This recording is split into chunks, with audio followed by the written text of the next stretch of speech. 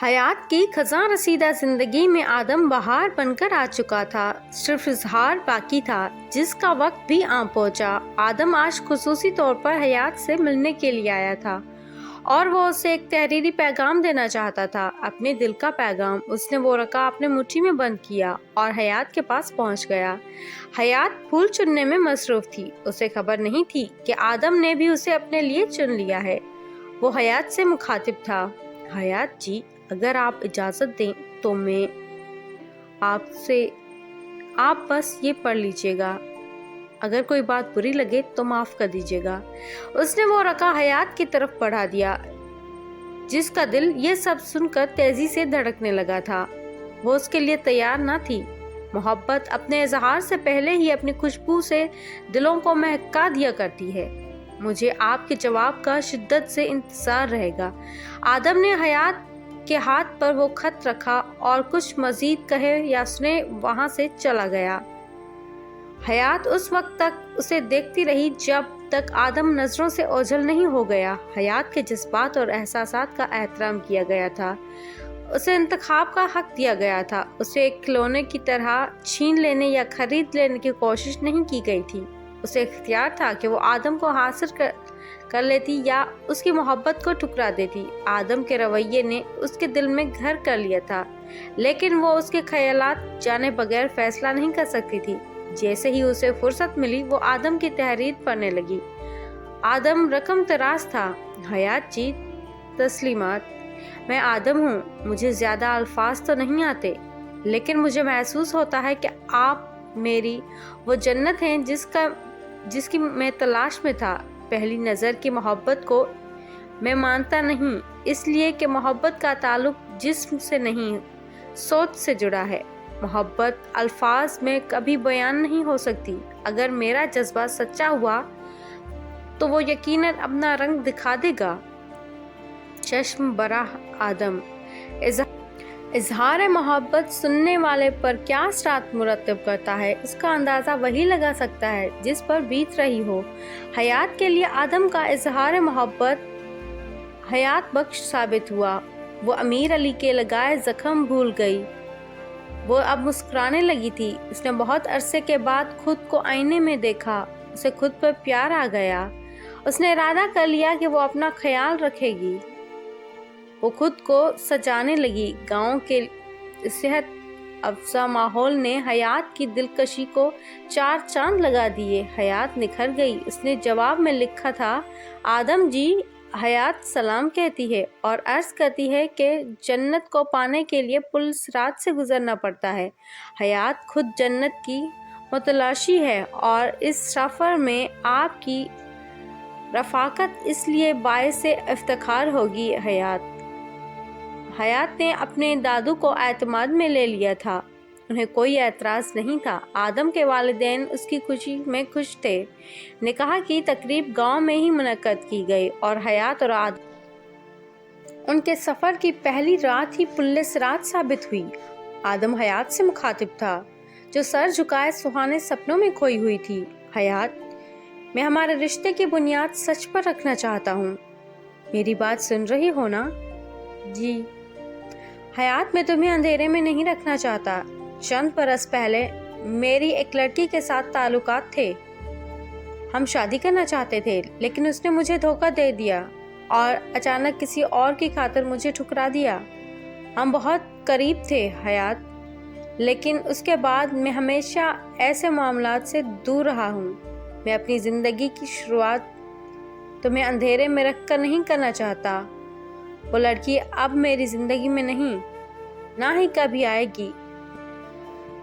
मैंने उसकी यादें भी अपने जहन से खुरची हैं।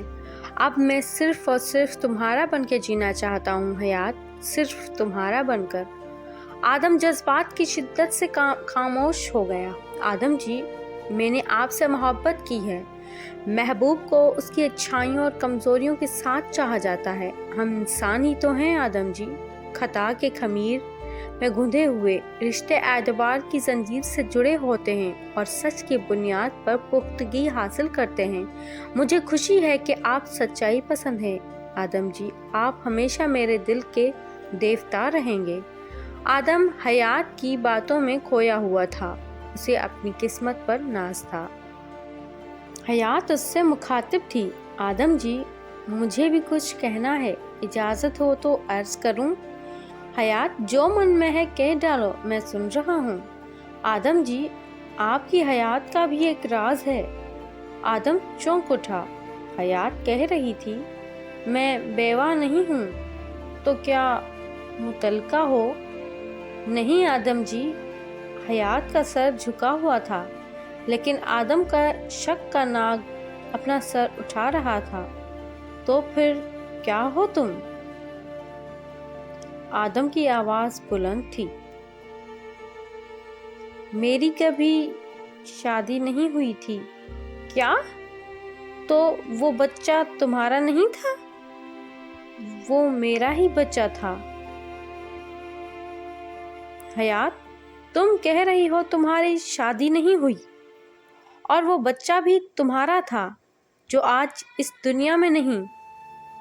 تم حواس میں ہو؟ تمہیں پتہ ہے تم کیا کہہ رہی ہو؟ کیا تمہیں اندازہ ہے کہ تمہارے ساتھ کیا ہو سکتا ہے؟ آدم سوال پر سوال کیے جا رہا تھا، وہ ادھورا سچائی پسند تھا۔ وہ سچ بول تو سکتا تھا لیکن سچ سننے اور جانچنے کی صلاحیت سے محروم تھا۔ آدم پل صراط کو تو کیا پار کرتا، وہ تو محبت کی پہلی سیڑھی پر ہی ڈگمگا گیا تھا۔ حیات بے یقینی کی سولی پر لٹک رہی تھی۔ اس نے سوچا کیا محبت کی زنجیر اتنی کمزور بھی ہو سکتی ہے؟ آدم جی میرے ساتھ دھوکا ہوا تھا۔ دھوکا؟ اسے دھوکا نہیں بدکاری کہتے ہیں۔ دھوکا تو تم نے میرے ساتھ کیا ہے، جھوٹ بولا ہے تم نے۔ آدم غصے میں تھا، میری دادو نے میرا پردہ رکھا تھا آدم جی، اور میں بدکار نہیں ہوں، میں بدکار نہیں ہوں۔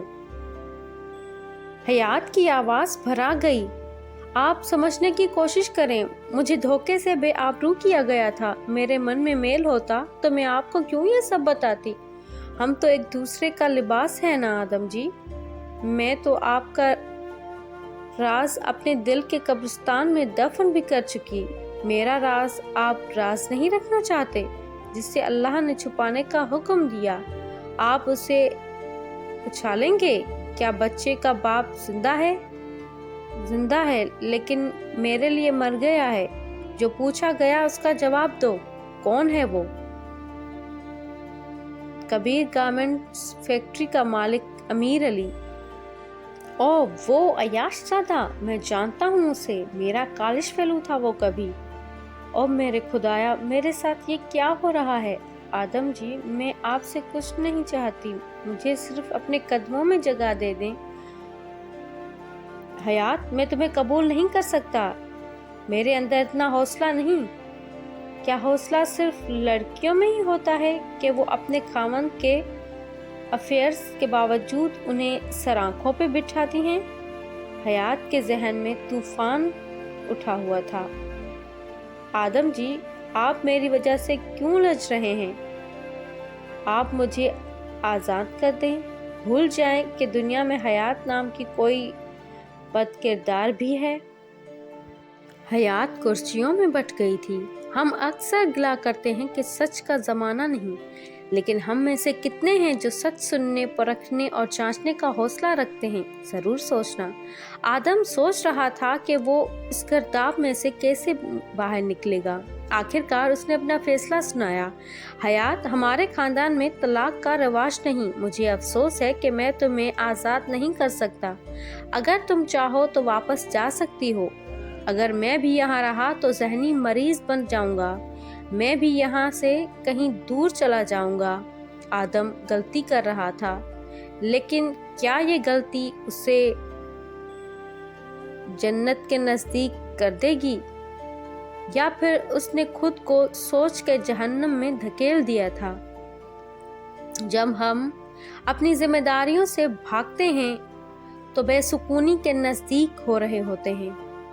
آدم سکون کے لیے حیات سے دور جا رہا تھا، تو کیا وہ سکون پا لیتا؟ حیات کی زندگی کی زنجیر مزید الجھ گئی تھی۔ اس کا ایک سرا آدم سے جڑا تھا، لیکن افسوس تو یہ تھا کہ یہ زنجیر ٹوٹ چکی تھی۔ کچھ کہے بغیر بیرون ملک چلا گیا۔ حیات دادو کی طرف آ گئی۔ حیات کا یہ راز ابھی کھلا نہیں تھا۔ ایک دن خبر ملی کہ حیات کے بابا کی بیماری آخری حدود کو چھو رہی ہے۔ حیات نے سامان باندھا اور دادو کے ساتھ شہر روانہ ہو گئی، لیکن انہیں دیر ہو چکی تھی۔ اس کے بابا کی آنکھیں دروازے پر لگی تھی۔ جیسے ہی باپ نے بیٹی کا دیدار کیا، وہ سکون کی وادی میں اتر گیا۔ کسی نے امیر علی کو بھی خبر دے دی تھی۔ حیات سر جھکائے اپنی قسمت کا ماتم کر رہی تھی، جبکہ امیر علی اس کی ماں سے اظہار ہمدردی کر رہا تھا۔ راجہ گند کی خونی آنکھیں اپنے شکار پر ٹکی تھی۔ آدم چلا تو گیا تھا، لیکن وہ بے چینی محسوس کر رہا تھا۔ ایسے لگا جیسے اس نے حیات کو دکھ دیا ہے۔ یہ بات درست ہے کہ مرد اپنی بیوی کے معاملے میں بہت حساس واقع ہوا ہے۔ وہ چاہتا ہے کہ اس کی بیوی کو پاکیزگی ترین ہونا چاہیے، لیکن انسانی تجربات کہیں زیادہ حساس اور پیچیدہ تر ہوتے ہیں۔ ان سے نبرد آزما ہونا بھی بہت ہمت کی بات ہے۔ آدم کا سکون غارت ہو چکا تھا اور وہ چاہتا تھا کہ کسی ایسے باشرح بندے سے مشورہ کرے جو اسے سیدھا راستہ دکھا سکے۔ آدم نے ایک نہیں کئی عالموں سے رابطہ کیا۔ ان میں سے کسی نے بھی آدم کے اس انتہائی قدم کی تائید نہیں کی۔ آدم کو اپنی غلطی کا احساس ہونا شروع ہو گیا۔ اسے حیات کو سمجھنا چاہیے تھا۔ اسے سہارے کی ضرورت تھی۔ وہ اسے دوبارہ جہنم میں دھکیل کر آ گیا تھا۔ وہ اپنی غلطی کی تلافی کرنا چاہتا تھا۔ اس کا سکون مزید غارت ہو گیا۔ اس نے واپس جانے کا حتمی فیصلہ کر لیا۔ اسے حیات سے بچھڑے 3 ماہ ہو چکے تھے۔ حیات کے لیے یہ 3 ماہ آزمائش کا بدترین دور ثابت ہوئے۔ امیر علی کو حیات کی دادوں نے ان کے گھر آنے سے سختی سے منع کر دیا تھا۔ اسے بتایا گیا تھا کہ حیات اب شادی شدہ ہے، لہٰذا اسے معاف کر دیا جائے۔ حیات کی شادی کر دی آپ نے اور مجھے خبر تک نہیں؟ آخر کزن ہوں میں اس کا۔ اس کی شادی میں شرکت کرنا میرا حق ہے۔ آپ نے مجھے اس حق سے محروم کر دیا۔ میں بھی دیکھتا ہوں کہ کون ہے وہ خوش نصیب جسے حیات ملی ہے، اور کہاں ہے وہ؟ اس کے ساتھ نظر نہیں آ رہا۔ کیا اسے اپنے سسر کا دکھ نہیں تھا، یا وہ حیات کو چک کے پھینک گیا ہے؟ امیر علی اپنے لیے جہنم کا ایندھن اکٹھا کرتا چلا جا رہا تھا۔ لگتا ہے وہ بھی کوئی کسان ہے۔ گاؤں میں یہی مخلوق ہوتی ہے نا؟ اگر میری طرح امیر ہوتا تو آپ کا خیال کرتا، یوں تم سب کو بھوکا مرنے کے لیے نہ چھوڑ دیتا۔ افسوس ہے آپ پر۔ حیات جیسا ہیرا گاؤں کی مٹی میں رول دیا آپ جیسے بیوقوفوں نے۔